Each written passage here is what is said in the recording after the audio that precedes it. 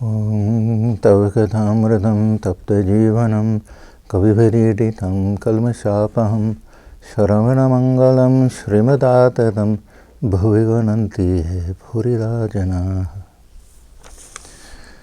Your words are like nectar, bringing life to scorched souls. They are praised by poets and remove all sin. They are auspicious to hear, wonderful and exalted. Those who spread these words throughout the world are truly giving souls. Good afternoon, good evening to everybody. It's Thursday afternoon here, right? Thursday. And it'll be Friday. So it's now 2020 for me and 2021 for all of you. So I wish all of you a very, very happy New Year. I hope that puja went well and everyone got to see it. This is the mystery of time.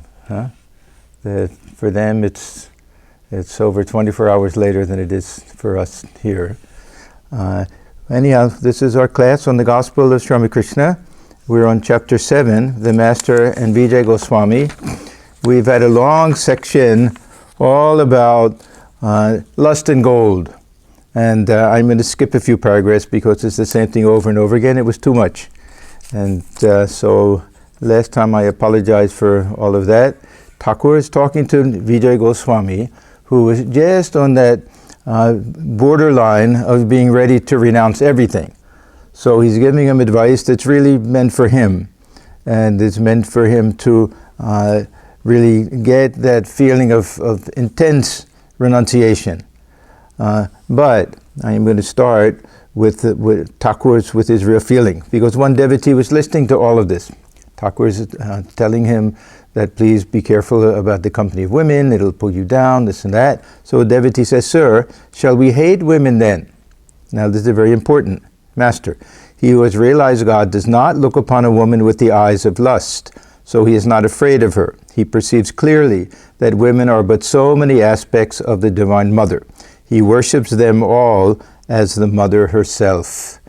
And we know that in the life of Sri Ramakrishna, how close he was and how free he was with the women devotees. This is something that doesn't come out in the Gospel because he's talking to men the whole time. And he knows that men have their problems with attachments and lust and greed and everything. But with Sri Ramakrishna, he, I could say, had a very special relationship with women because he could identify with them. And he spent a long time, we know, a full year, when he stayed in Mathur Babu's house, where he considered himself one of the women there. He was dressed and acted and behaved like a woman companion of the Divine Mother, and they all felt so free with him. And even later, that many of the women used to say, we laugh when we hear people say that Thakur had something against women, because he, when we would all meet together, he would tell jokes and we would laugh and sing and have such a good time and everything that people can't even imagine. We don't get to see these things. It's a shame that there weren't more women who recorded these things at that time so we could know these things, but whenever he went into any devotee's home, he would take his meal with the women. He would go to the inner apartment. And they would all be waiting to see him, and he knew all of them, and was so kind and sweet and loving to all of them. Okay, now to Vijay. Come here now and then. I like to see you very much. Vijay, I have to do my various duties in the Brahmo Samaj. That is why I can't always come here. But I shall visit you whenever I find it possible. Now, just before Vijay renounced everything, he had a paid position as a priest or acharya. That means it's some ritual, not very much ritual, I don't know what they did, but also giving some lectures which were more like sermons. That's the type of religious practices that they had, a little bit like church religion. There'd be a little bit of communal singing, and there'll be someone to give a sermon, something like that. So this is just that very critical time in Vijay's life when he was starting to understand that he wasn't cut out to be a member of the Brahmo Samaj because they didn't care for any type of devotional mood that involved personal God with any type of form. So that meant worship of God as Krishna or as Rama, any of the traditional Hindu approaches, especially if it involved any image, that they didn't even allow that. And Vijay came from a highly devotional and very high Goswami family, which meant that they traced their lineage all the way back to Chaitanya Deva, and generation after generation they were great devotees. So it was a very odd fit from the very beginning for him to be a member of the Brahmo Samaj. So he's just at the point, and I think it happens within a year, I don't know the timing exactly, where he gives that up and renounces everything, and he shows up one day, and Thakur sees him dressed fully in Garawa and everything, and then Thakur knew that this was really what was the path that was cut out for him. Not only just renouncing it in Garawa, but he became a full-fledged Vaishnava again, a worshipper of Krishna and God with form, and the kirtan and everything that goes along with it. Master to Vijay. The task of a religious teacher is indeed difficult. Religious teacher, the words that he's using, not exactly a guru or a spiritual leader. This is their particular type of religious teacher, where it's a position, not that they've grown into it, not that they've had some illumination and they feel some call within, but it's a little bit like the paid priest in the Hindu tradition, except that they also have to give so-called spiritual advice through these different sermons and things. One cannot teach men without a direct command from God. People won't listen to you if you teach without such authority. Such teaching has no force behind it. One must first of all attain God through spiritual discipline or some other means. Thus, armed with authority from God, one can deliver lectures. Now, people will say, okay, then what am I doing sitting here delivering a lecture? And our answer is that we don't feel that we're giving lectures. What we're doing, we're trying to the best of our limited ability to explain the teachings and experiences of Sri Ramakrishna, of a Holy Mother, of the direct disciples, of the scriptures, what we read in Gita, what we read in Upanishads, to the best of our ability. None of us claim to have that authority that Sri Ramakrishna and Holy Mother and the direct disciples had. It would be foolish of us. Now, there are many sadhus of our order who perhaps themselves won't claim to have had God realization, but are highly evolved spiritual souls. So they have every right to share their spiritual experiences, even if it's not done directly, but there's a certain type of authority. So I would say the stamp of authority will have different grades to it. Highest stamp will be a God-realized soul. But short of that, there'll be others who have attained to a state of nishtha, of some deep devotion, deep commitment, deep sense of dedication to the spiritual ideal.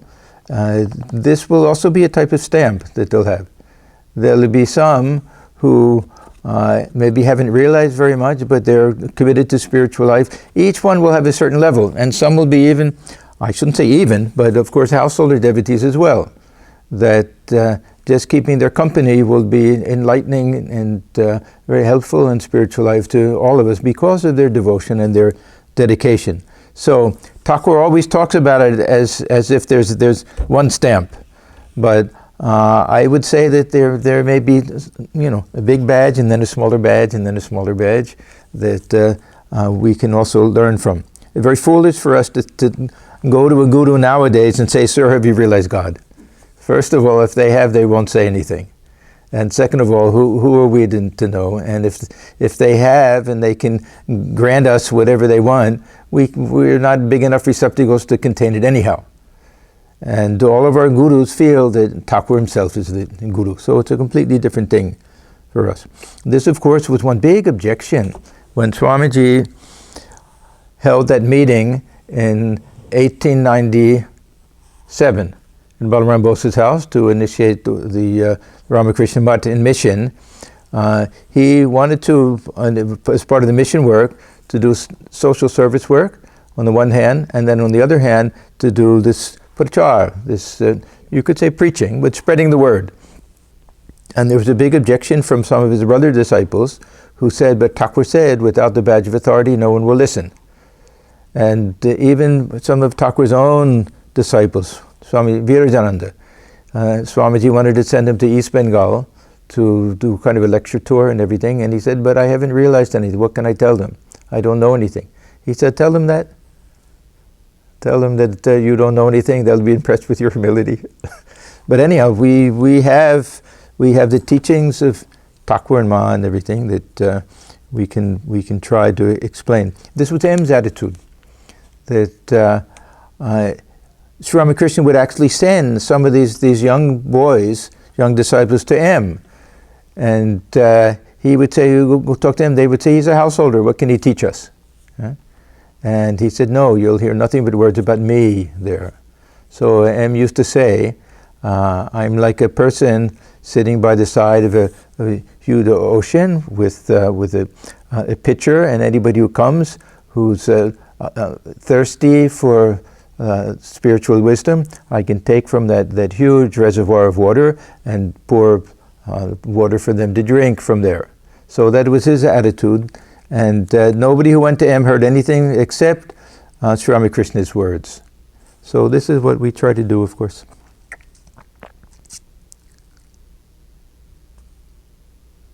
So this receiving the authority from God, and as Thakur understands it, will have to do with some type of direct realization, and then some inner call. I don't know exactly what it means, but some feeling that of course, it shouldn't be an egotistical feeling, but some feeling that someone has something to give that will be of benefit to others.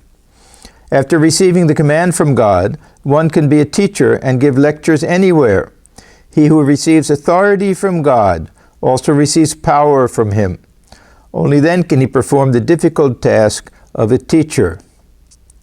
We know this. Sometimes we hear people give lectures, and everything they say, we'll say it sounds right, but we don't feel anything.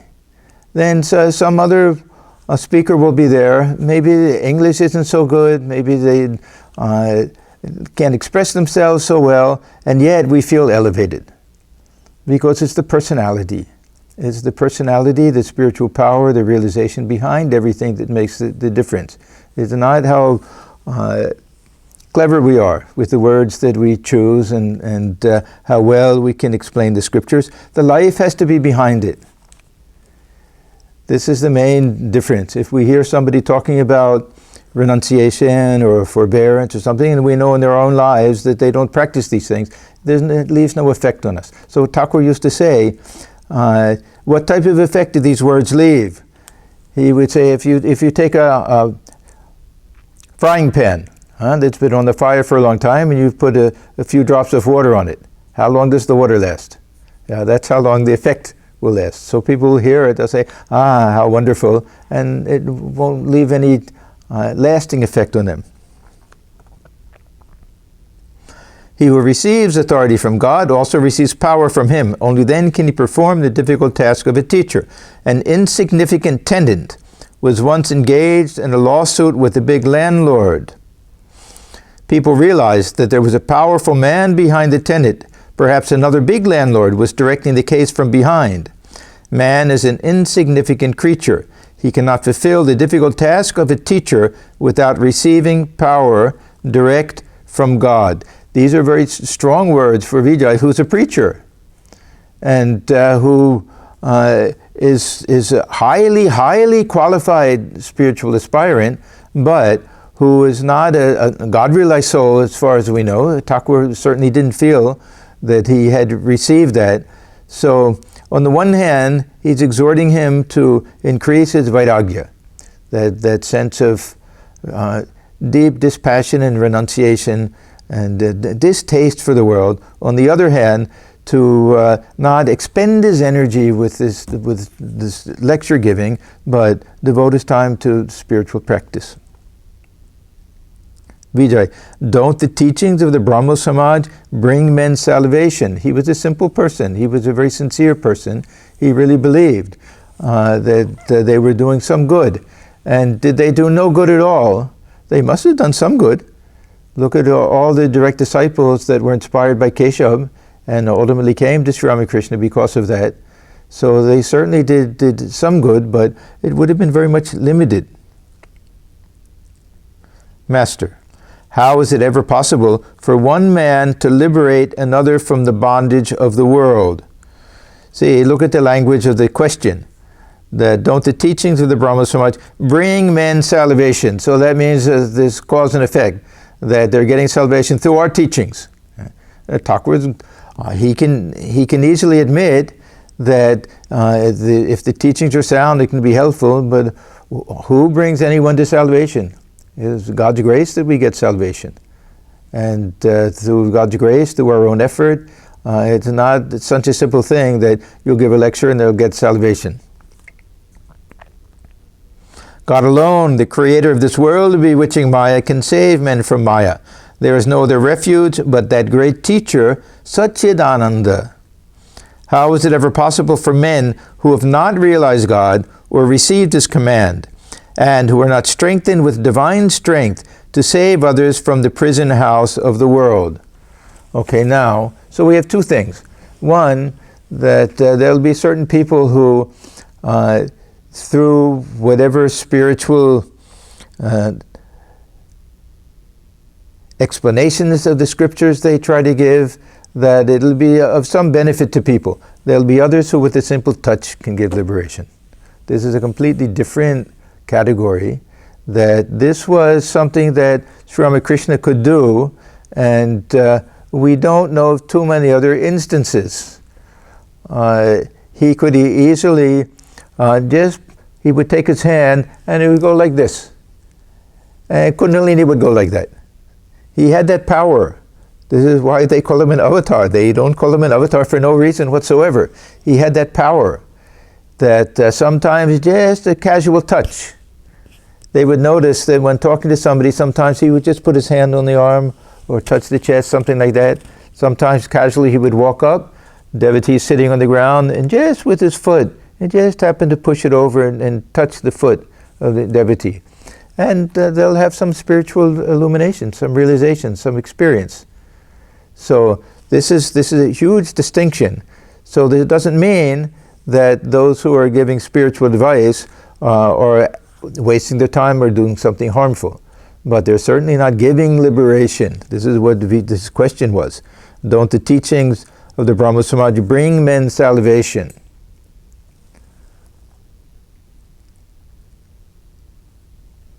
Then Thakur will give an example.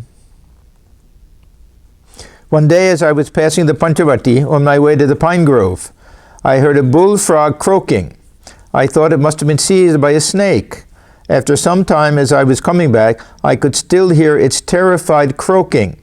I looked to see what was the matter and found that a water snake had seized it. The snake could neither swallow it nor give it up, so there was no end to the frog's suffering. I thought that had it been seized by a cobra, it would have been silenced after 3 croaks at the most. As it was only a water snake, both of them had to go through this agony. So that means both the unqualified guru and the poor sap of the disciple, who thinks that he's getting a cobra and he's getting a water snake. A man's ego is destroyed after 3 croaks, as it were, if he gets into the clutches of a real teacher. But if the teacher is an unripe one, then both the teacher and the disciple undergo endless suffering. One sign of a guru who is not of the caliber that Thakur is speaking of. And of course this is a very, very rare thing.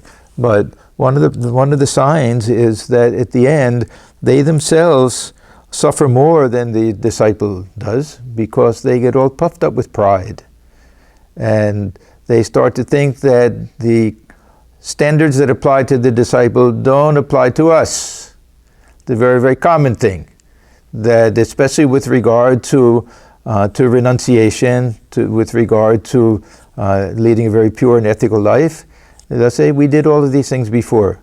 These are for you, we're beyond that. Now we can do whatever we want. I've run across people like that. And it's ruinous for them. Sometimes the disciple who falls into the clutches of this type of guru doesn't suffer nearly as much as the guru because of their devotion. And if they really feel they look upon the guru as God himself, and the teachings are okay, and they can overlook everything else, that they can get great benefit from that. Thakur has two teachings which seem to conflict with each other. One, he says that examine the guru day and night before you accept the guru. Huh? And what is the other one? Jodopi amar guru shura badi jai, totopi amar guru nityanandorai. That you should look upon the guru as the embodiment of joy and bliss and God himself, even if he goes to the grog shop and gets drunk. Now, how do we reconcile these two different teachings? I think what Thakur is saying, that once you've accepted the guru, after examination, once you've accepted the guru, then don't look for any faults.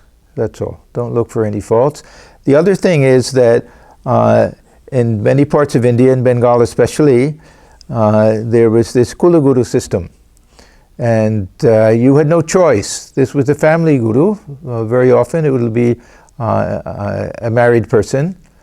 And you're expected to take initiation. Even Holy Mother sometimes would say, my child, they would come for initiation. She would say, do you have a family guru? If they said yes, she would say, then why not take initiation for them? Or if you don't, at least pay the yearly dakshina, whatever gifts you would get every year. If you had taken initiation, at least continue that, because these are poor Brahmins, that's how they make a living. So it could be that way also, that once you've taken initiation, or if the family guru is something, then don't expect them to be perfect. But you really want spiritual, purely spiritual initiation, and you want a guru that you can rely on and that you can have full faith in, then he said, examine the guru by day and by night. Then only if you see that the character is a sparkling character, and that, of course, we say they should have some understanding of the real meaning of the scriptures, and they have to be free from desire. If you see these qualities there, then know that this is appropriate guru for you.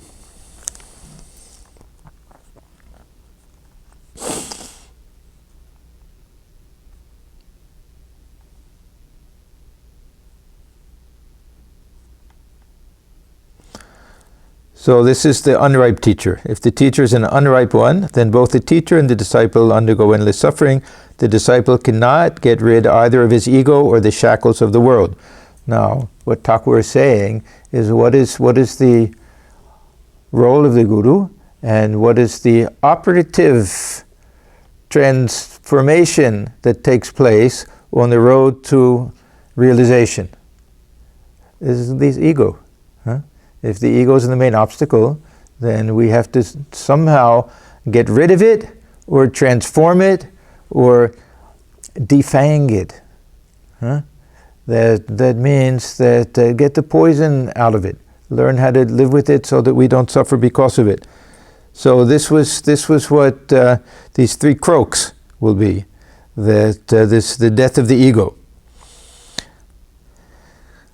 Vijay, sir, why are we bound like this? Why don't we see God? Master, see, Vijay, he was a very humble person. He's not raising the slightest objection. That other people, they would either get annoyed and leave, or they would say that, I know a thing or two. Why can't I give lectures? I've been reading and studying these things my whole life and everything, but Vijay is very humble. Why are we bound like this? Why don't we see God? Master, Maya is nothing but egotism of the embodied soul. Now, Sri Ramakrishna will give many, many, many different types of definitions of Maya. And Swamiji will give also his own definitions of Maya to statement of fact. Sometimes they'll say time itself is Maya. None of these are in conflict with each other. They're all beautiful ways of understanding Maya in a combined sense. The word Maya has two slightly different but related meanings, especially as used in Bengali language that Thakur is using. One, of course, is our philosophical idea that there's some inherent misunderstanding. It doesn't have to be this cosmic delusion or anything like that, but just some false identification which doesn't allow us to realize our true nature.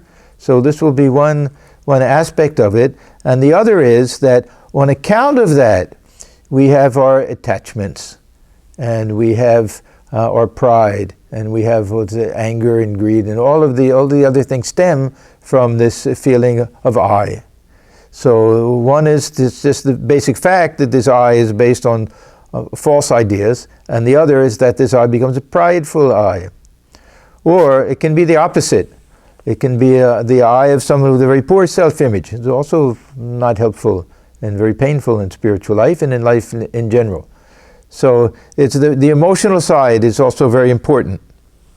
So this egotism of the embodied soul, it'll be both this idea that this I is real, that I am this body, mind, everything. I was born, I'll die, all of that. And then this other idea that don't you know who I am? Huh? You have to show me respect, that I'm somebody important. So this ahankara, that has both meanings. One is egotism and the other pride. This different type of pride, and all of the other types of passions also get associated with it.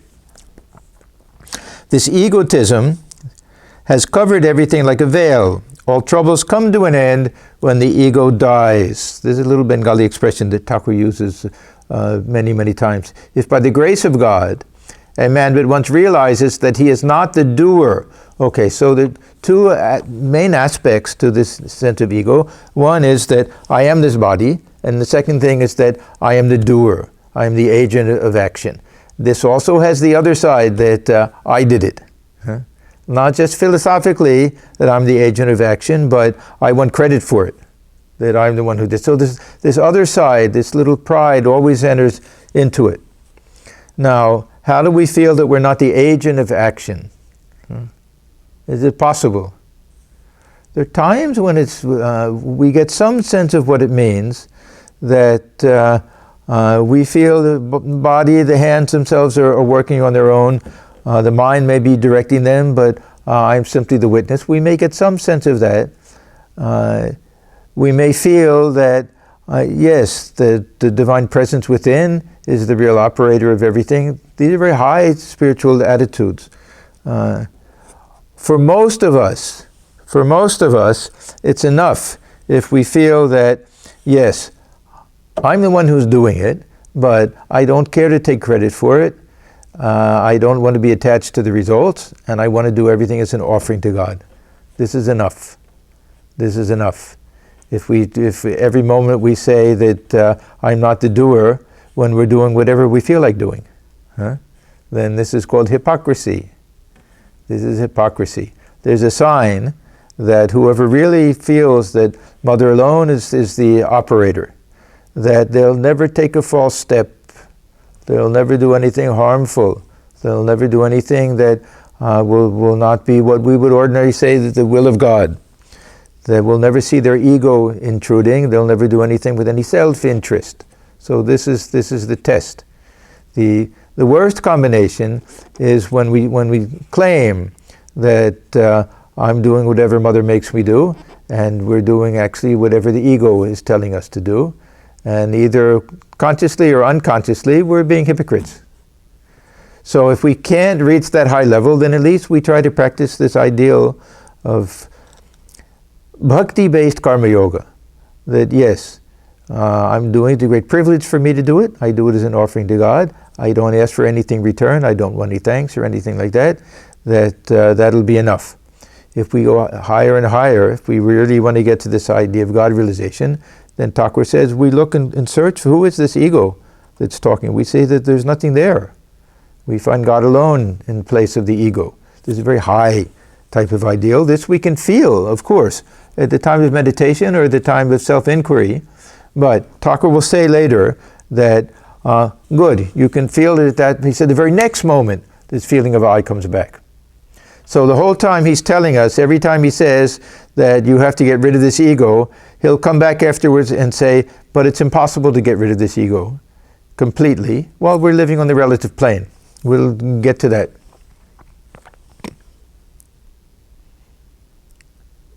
So he says, if by the grace of God a man but once realizes that he is not the doer, then he at once becomes a jivan mukta, free while living in the body. Though living in the body, he is liberated. He has nothing else to fear. This Maya, that is to say the ego, is like a cloud. Ego, ignorance, avidya, these are all very closely related ideas. The sun cannot be seen on account of a thin patch of cloud. This huge sun, think of the energy, the solar energy in the sun, and think of this tiny wispy cloud. You fly through it in an airplane, you see there's not really a cloud at all. It's just little fibers and things, and there's nothing there. But you go to the beach, you want to lie in the sun, the tiny little cloud comes, the sun is gone. So this insignificant wispy ego that has no substance to it has the ability to completely hide the sun of knowledge. It's very strange. That's why we call it Maya. So the sun cannot be seen on account of a thin patch of cloud. When that disappears, one sees the sun. This is why it's called grace, because there's nothing else that has to be done. We are not the ones who are making the sun shine. We're only doing our part to try to get rid of this cloud of ignorance, cloud of ego. And then it happens on its own. It happens on its own. This is the grace aspect of it. So the sun cannot be seen on account of a thin patch of cloud. When that disappears, one sees the sun. If by the grace of the Guru, one's ego vanishes, then one sees God. Now the grace of the Guru, Thakur could have easily said by the grace of God. He could have said by the grace of the mind. He uses all these different concepts and terms at different times. Rama, who was God himself, was only 2.5 cubits ahead of Lakshmana. But Lakshmana couldn't see him because Sita stood before them. Lakshmana may be compared to the Jiva and Sita to Maya. Man cannot see God on account of the barrier of Maya. So that cloud of ego. Just look, I'm creating a barrier in front of my face with this towel. So we can picture Thakur, perhaps his gamcha was over his shoulder and he takes it off and he holds it in front of his head. Now you can't see me, even though I am so near. Likewise, God is the nearest of all, but we cannot see him on account of this covering of Maya. So Maya, it means ignorance, manifesting in the form of ignorance of our true nature, which means this ego sense. And there's a light ego, and there's a thin ego, there's a thick ego, there's an unripe ego, there's a ripe ego, and everything in between. There's a harmful ego, there's a helpful ego, because the ego only means, if you ask me who I am, how do I answer?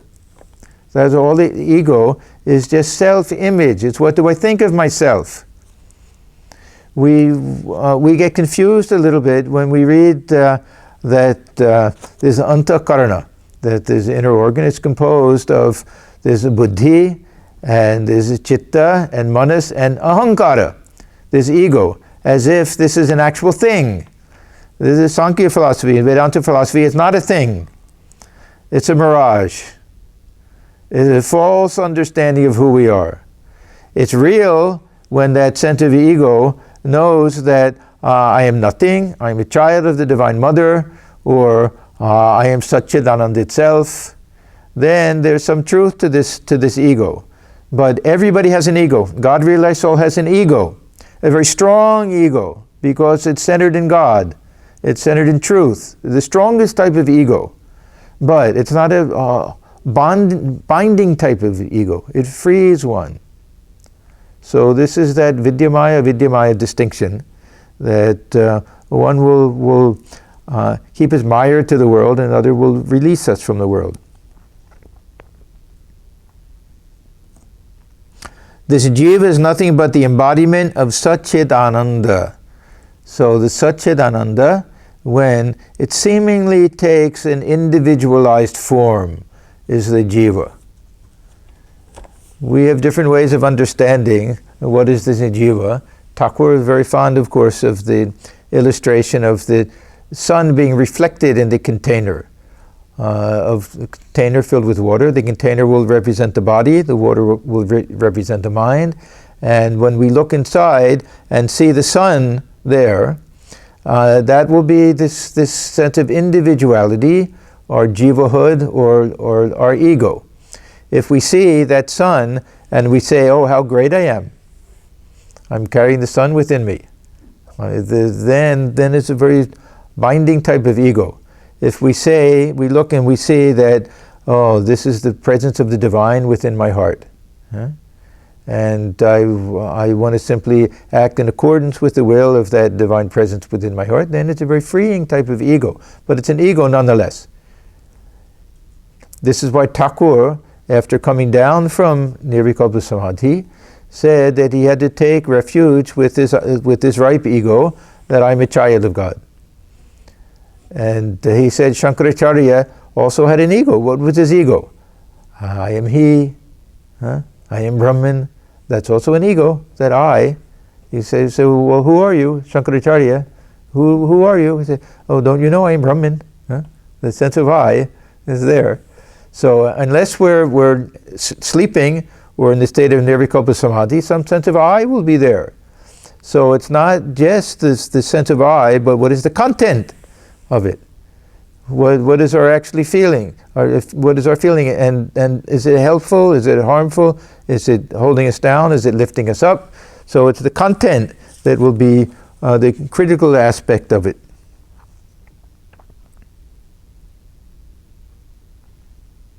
So the jiva is nothing but the embodiment of Satchidananda.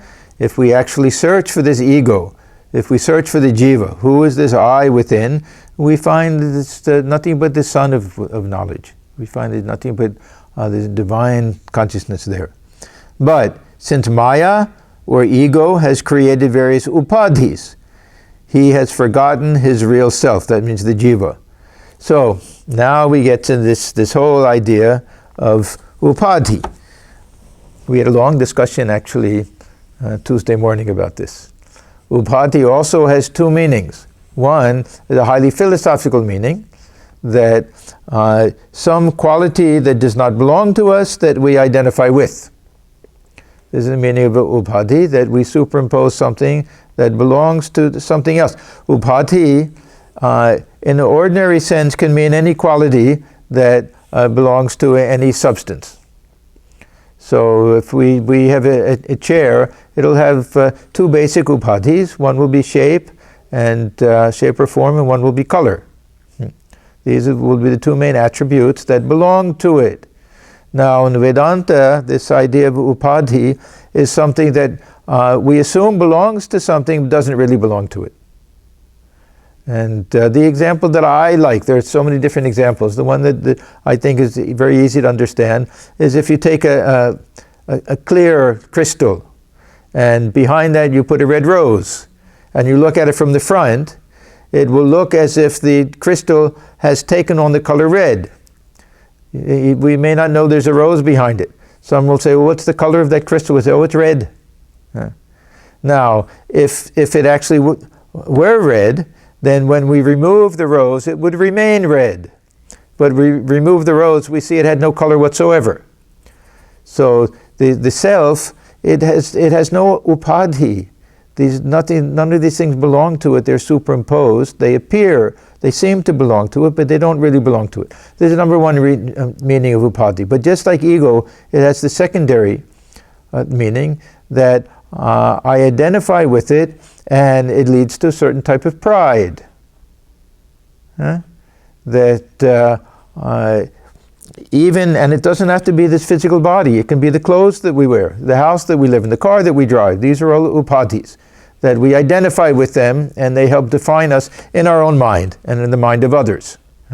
So this also becomes a source of bondage. You'll see when Thakur is talking about upadhi, he's talking about this from the psychological point of view, how our self-image will change based on the accoutrements, the things that we add on to ourselves, the things that we buy and purchase, and or if we're intellectual people, the honors that we get, the titles that we can add, this Maha Upadhyaya, all of these in India, how many different titles, these Padma Bhushanas and everything can be added to somebody's name. That's also an upadhi. And what does it do? It puffs us up. But we're the same people, whether we have it or we don't have it. There's no difference whatsoever. It's just the psychological effect of it. If any of you have seen one of my favorite movies, The Wizard of Oz, what does the wizard do for the Tin Man and the lion and the straw man afterwards? He says, I can't give you wisdom or anything else. You already have it or you don't have it, but I can give you a diploma. And he sees the diploma and he says, now I have a diploma. That's an upadhi. And somehow he feels that now I'm a very wise person. And same thing with the others. I don't remember what it was, but these are different upadhis. They have a psychological effect on us. So Thakur was a very good psychologist. Each upadhi changes man's nature. If he wears a fine black bordered cloth, so now not this physical body just, but even the clothes we wear, you will at once find him humming Nidhu Babu's love songs. I have no idea who Nidhu Babu was. But these will be some light classical things, then, Tappa. Oh, okay. So it became kind of a faddish thing for a certain class of people, Thakur, in English they use this word foppish. Those who walk around, you give somebody a cane, and they start walking with the cane, how different they start to feel and everything. So this is all psychology. And these are also what we mean by upadhis, another meaning of it. Then playing cards and a walking stick follow. If even a sickly man puts on high boots, this is, of course, that'll make him feel like a Britisher. He begins to whistle and climb the stairs like an Englishman, jumping from one step to another. If a man but holds a pen in his hand, he scribbles on any paper he can get hold of. Such is the power of the pen. Money is also a great upadhi. Now, when he says great, he means terrible. That means very frightful upadhi, because people get changed so much. There are very few people who can withstand the feeling of pride that comes from money and from fame and from power. These things. People who become very wealthy and very powerful, they get transformed. It's almost impossible for that not to happen. This is why we read in the Christian gospel that it's easier for a camel to pass through an eye of a needle than for a rich man to enter the kingdom of heaven. Because it's not the fact that somebody has a lot of money. It's the fact that it changes them. And they want to be treated with respect. So, I mean, there are exceptions, of course. There's some who are very fabulously wealthy, and they live a very simple life. Who was it? Our man from Omaha. The great philanthropist. Yeah, lives in the same house. Yeah. He goes and has his meal at McDonald's in the morning. Yeah. Something, one of the wealthiest men, but very, very simple, humble type of man. So it's possible, but it's very, very rare. It's very rare. Yeah, what's his name? Nobody? Warren Buffett. Warren Buffett, yeah. Thank you. The possession of money makes such a difference in a man. He is no longer the same person. A Brahmin used to frequent the temple garden. Outwardly, he was very modest. One day I went to Konnagar with Hriday. No sooner did we get off the boat than we noticed the Brahmin seated on the bank of the Ganges. We thought he had been enjoying the fresh air. Looking at us, he said, "Hello there, priest." Bhattacharya, they used to call him sometimes. "How do you do?" I marked his tone and said to Hridoy, "The man must have got some money. That is why he talks that way." Hridoy laughed. A frog had a rupee which he kept in his hole. One day an elephant was going over the hole, and the frog, coming out in a fit of anger, raised his foot as if to kick the elephant and said, "How dare you walk over my head?" Such is the pride that money begets. Yeah. Yeah, there's one whole chapter in Gita, chapter 16. Is it 16? It talks about all of this. Don't you know who I am? I've given so much in charity. I'm such a wealthy person, well-to-do, well-born and everything. How this pride comes. And these are all upadhis. That means they don't belong to us. In reality, they don't belong to us. Even this body doesn't belong to us. How can our house and our money and our goods and our possessions and everything belong to us? We get to utilize them for a very short period of time and then it's gone. And we think we're such a big deal because we have them. One can get rid of the ego after the attainment of knowledge. Okay, now, he's saying all of this, but he's saving his final opinion for a little bit later, when he'll say that we can't get rid of the ego. We can get rid of it for a period of time. We can transform it. We can get rid of the unripe ego. These things are all true. But some semblance of ego will remain. It's like a mark on water. It won't have any power to bind us anymore. But he says one can get rid of the ego after the attainment of knowledge. On attaining knowledge, one goes into samadhi, and the ego disappears.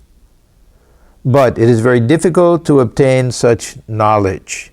So Thakur's real teaching will be that for most people, we want to utilize this ego, and we want to have a relationship with God, and we want to look upon ourselves in a different light. I'm thinking of myself 1 minute as a person with a certain educational background, with a certain high position, with this and that. And he says, no, if you have to think of yourself as a servant of God, a child of God. That'll counteract this other false type of identification. It is said in the Vedas that a man experiences samadhi when his mind ascends to the seventh plane. The ego can disappear only when one goes into samadhi. That means it gets completely effaced because there's no awareness of anything. The second that there's some awareness of myself as the person who is aware. Sometimes we get very engrossed in reading a book or something else, and we lose a little bit of that. We get absorbed in something, we become a little self-forgetful, but they're not the same. This is really where there's no sense of I consciousness at all. There's no actually subject-object distinction. As long as there's subject-object distinction, there's the object of awareness and awareness, then this idea of I creeps in, that I am aware. We may analyze and say, no, there's just the seer and the seen, the drashta and the drishya. And there's no room for this ahankara.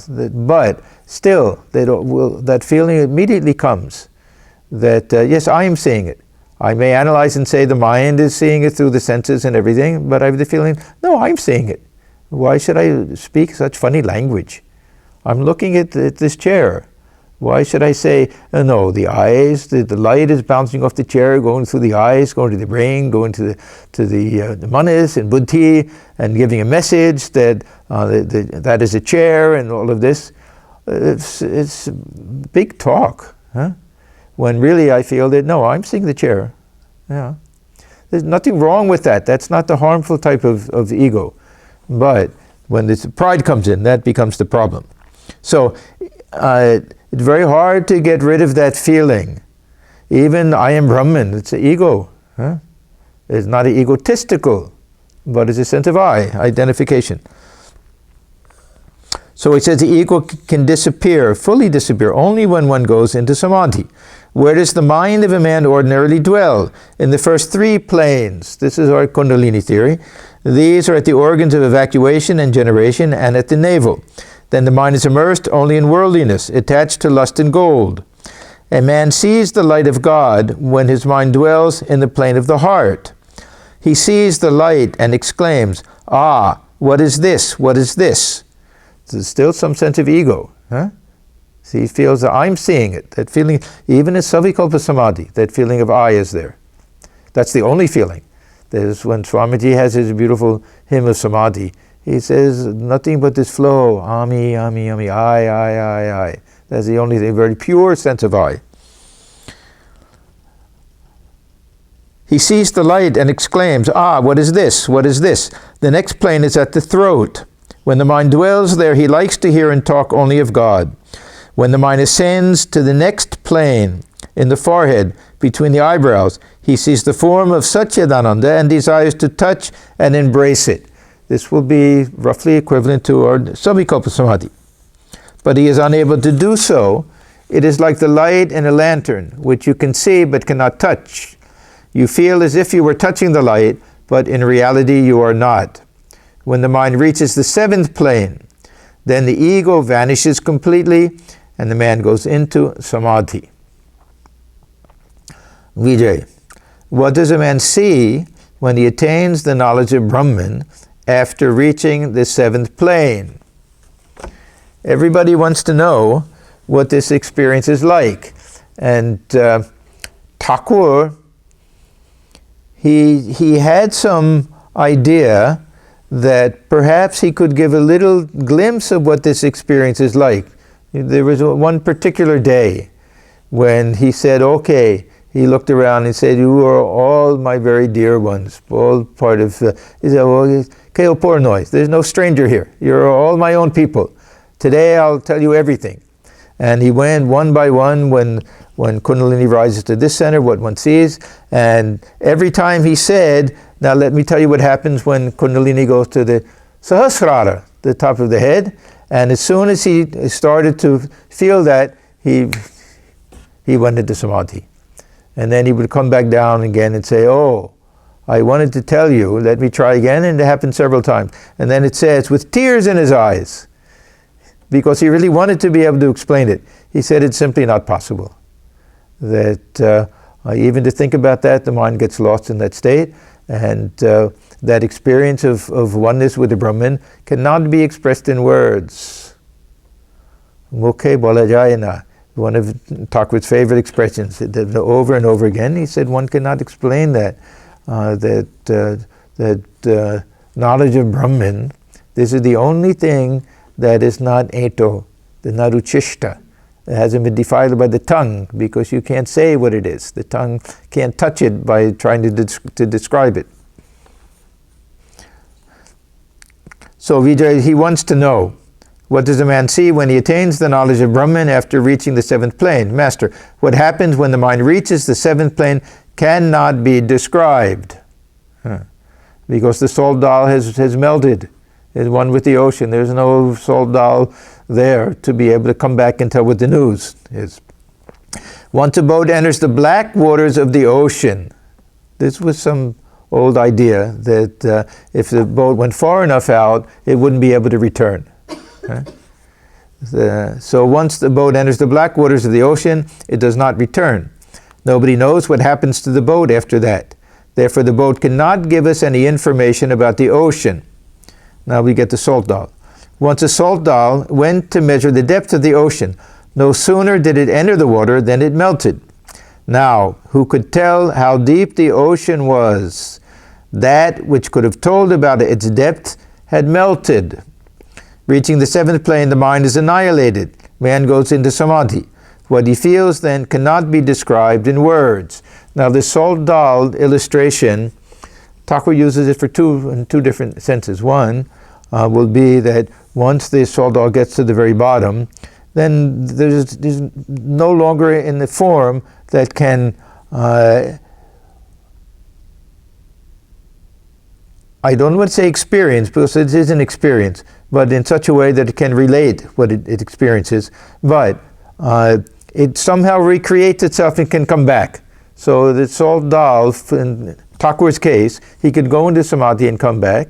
So again, he's like the salt doll in some apparently tangible form, but can't explain the vision. The other way he uses it is that the ordinary person attaining to that state of nirvikalpa samadhi never comes back. That this happens only. This is the direct portal between the state of Jivan Mukti and Videha Mukti. That we attain that the God liberation, we become one with the Brahman, and then the body will fall off on its own. This is a very rare thing. We can see that it'll happen with these great souls when it's time for them to depart from this world. They'll depart from this world through the state of nirvikalpa samadhi. Otherwise, for even very high spiritual aspirants, if it's not time for the body to leave, then a little karma will pull the mind back down from that state. But it won't be able to become lodged in that nirvikalpa samadhi state for a long time and then come back down again. The eye that makes one a worldly person and attached to lust and gold is the wicked eye. The intervention of this ego creates the difference between jiva and atman.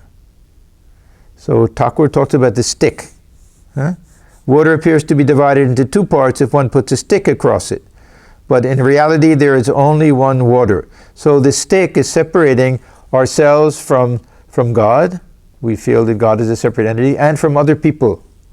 Otherwise, there's just as one ocean of consciousness. It appears as two on account of the stick. This I is the stick. Remove the stick, and there remains only one water as before. Now, this ripe ego is one which understands that my sense of I is not a thick type of I. The sense of I that I have is a little bit of a game that I play in order to live in the world. That I'm playing this role, that I like to think of myself as a child of God, servant of God, but I know that this I will disappear and that I'll realize there's only oneness, there's nothing else. So it is really quite different. The ripe eye, Thakur uses this in the sense of something to cling to. That means that we haven't experienced it, but we're using it as an aid. So I keep telling myself, no, I'm not so-and-so, I'm a child of God. I'm clinging to the concept of the ripe eye. The real ripe eye is after coming down from the God realization. And then this ego has really been transformed. It loses its binding power completely.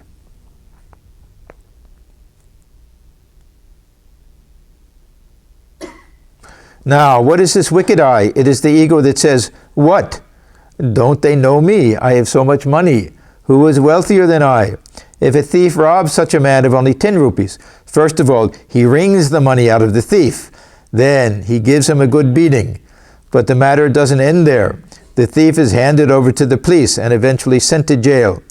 The wicked eye says, what? Doesn't the rogue know whom he has robbed? To steal my 10 rupees. How dare he? Vijay, if without destroying the I, a man cannot get rid of attachment to the world and consequently cannot experience samadhi, then it would be wise for him to follow the path of Brahmajnana to attain samadhi.